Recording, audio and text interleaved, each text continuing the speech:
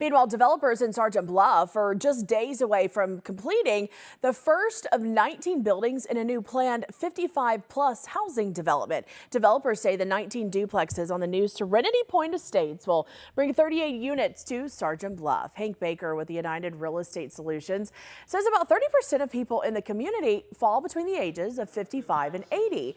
And that developments like these help to meet inventory challenges for seniors just looking for some low maintenance living options. Now, each unit will have 3 bedrooms, 2 bathrooms, and those prices, well, the price tag will start around $390,000.